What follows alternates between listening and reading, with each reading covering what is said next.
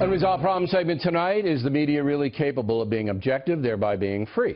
Joining us from Boston, Marianne Marsh, and from Washington, Katie Pavlich. And you say, Katie?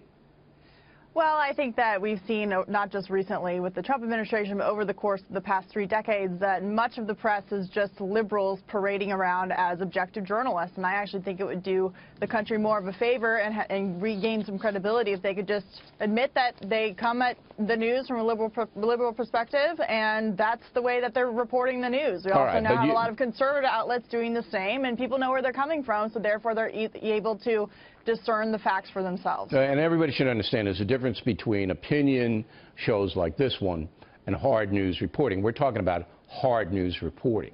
Now, Marianne, Katie, is going to dispute that. She's going to say, and I can read her mind right now, woo! They pay you a lot of money. The media is not liberal. Okay, so I'm going to let you reply to what she's going to say before she says it. How do you answer it? You're going to let me reply to Marianne saying that the press is not liberal? She's not going to cop to it. She's not going to cop to that. Well, I can't read minds, so I'm not sure exactly what she's going to say. But the truth is that the majority of journalism professors, the vast majority, 90+% in this country, are liberals. The journalists they produce are liberal.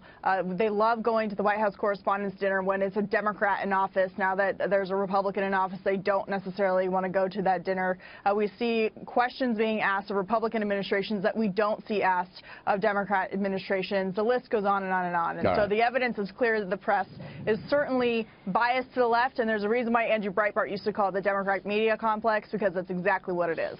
So, Marianne, go ahead. Just state your case real quick, and then I'll get to the specific questions. Thanks, Bill.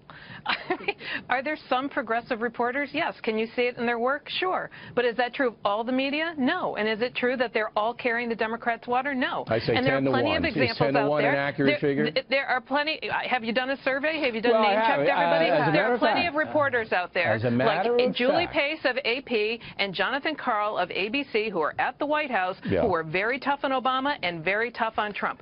Chris Wallace was tough on Priebus yesterday. You asked Trump about Putin, and you made Fox fans unhappy. That's how it should be. Tough on everybody, facts for everybody, and I think a lot of people are getting more of that than the critics and others suggest.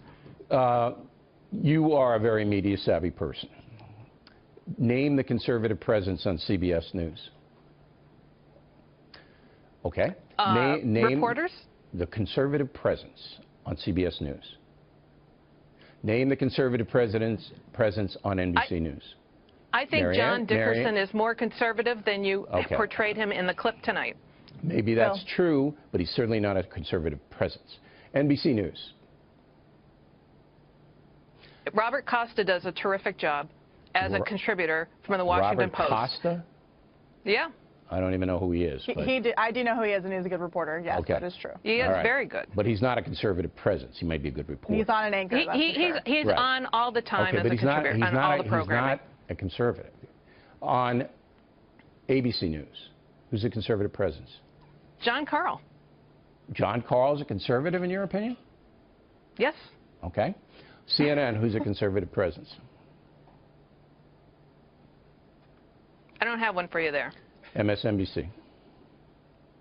Don't have one for there. Okay. Okay. So I've named 5 of the major. I've named 5. Oh, stop.